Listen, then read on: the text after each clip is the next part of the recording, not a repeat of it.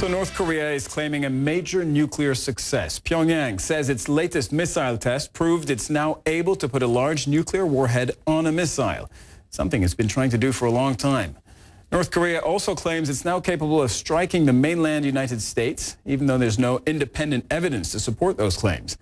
Let's talk to Alexandra Field in Seoul, South Korea. Alexandra, North Korea making these claims, do we know if they're actually true? Look, that's an important question to raise here, Cyril, because it is difficult to know and to fully understand what kind of capacity North Korea has beyond the claims that they do make. And this is certainly being celebrated as their most successful of the recent ballistic missile launches. And you've certainly seen a barrage of these kinds of launches happening. But this is one that is certainly grabbing the world's attention. They have had a number of failed missile launches. They have had successful missile launches. But this one does seem to represent to the outside world some significant advancements here. Yes, you do have those bold claims coming from North Korea that they have missiles that are capable of hitting the U.S. mainland and Pacific operations, as you point out, Cyril. You have U.S.-based analysts who are now saying that it appears that with the demonstration of this missile that they might have the capability to reliably strike the base at Guam. But this is a missile that was important to analysts. They are watching it because it seemed to have reached a higher altitude than previous missile attempts. This is also a missile that landed closer to Russia than Japan, which diverges from what we have seen in the most recent rounds of tests. Again, they've launched at least 10 different ballistic missiles on 7 different days just since the start of the Trump administration. The apparent victory that North Korea is celebrating with the launch of this missile, they want the world to take notice of it, and they are saying clearly that it should be received as a warning by the U.S.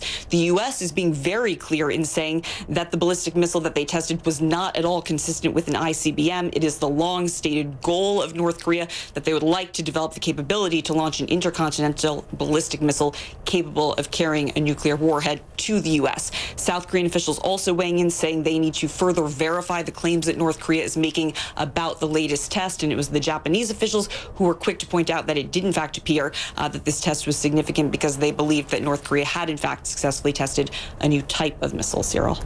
And what are we finding out about the new Korean president, South Korean president, where you are, and how he's responding to the North Korean threat? This is the first test for the South Korean president, and Cyril, he was elected under a week ago, took office just days ago. This is a liberal president who has advocated a policy of greater engagement with North Korea, has discussed the possibility of talks with North Korea. He, of course, quickly convened a meeting of the National Security Council after this latest launch. They have condemned the launch, as is routine here in South Korea.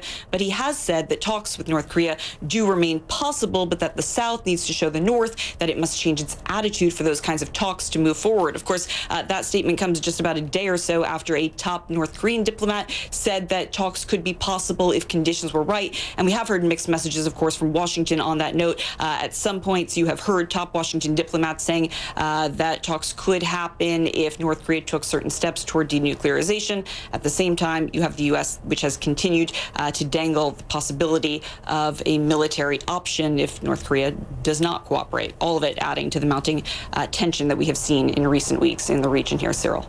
All right, Alexandra Field reporting live from Seoul, South Korea. Thank you very much. For more reaction on this, the latest missile test by North Korea, we're joined by David McKenzie in Beijing, who's covering this. David, the timing of this latest test by North Korea is particularly annoying for Beijing, isn't it?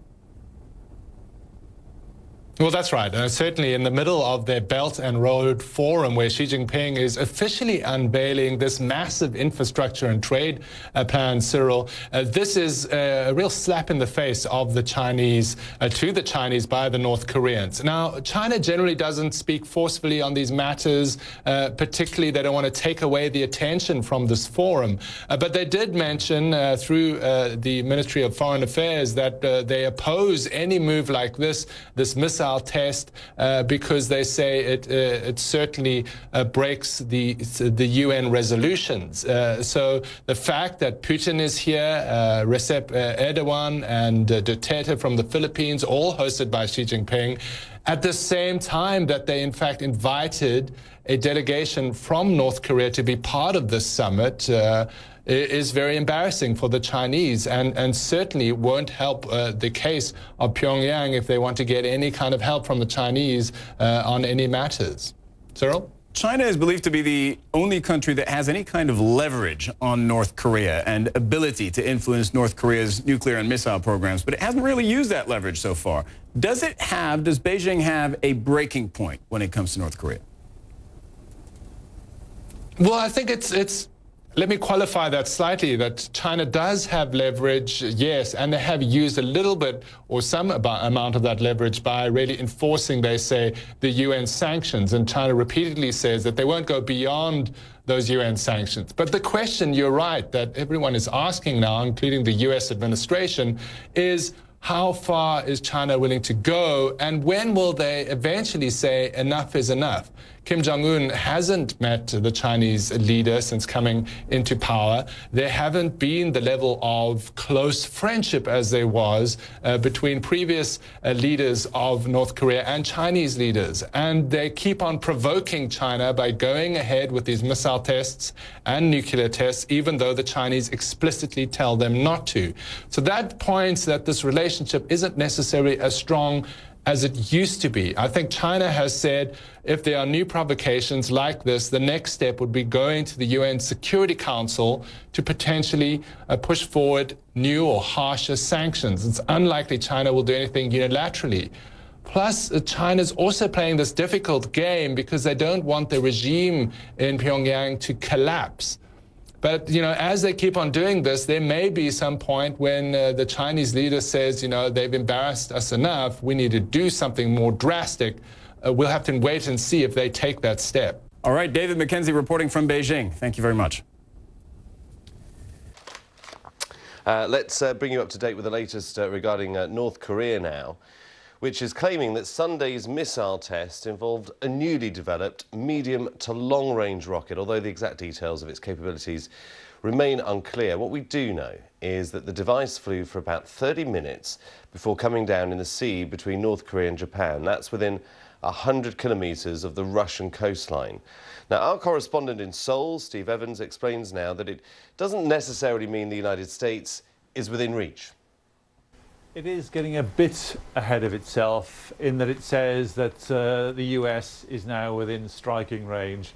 Well, even if this missile is as successful as it seems to be, that still doesn't make it an intercontinental ballistic missile. It makes it by far the most successful missile tested so far. It reached, by North Korea's own account and Japan's own account, 2,000 kilometers into the air, which would give it a range of something like 5,000 kilometers.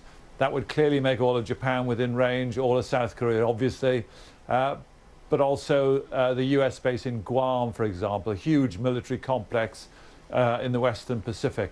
So it's getting there, but it's not there yet. This seems to be, and North Korea's really stills of the launch, with Kim Jong-un applauding, and the thing clearly happening. This seems to be a new missile which was on display a month ago in a big parade in Pyongyang. Outside experts said the thing looked different from what had been produced before and were wondering what it was, and now it seems pretty clear. Steve Evans reporting there from Seoul.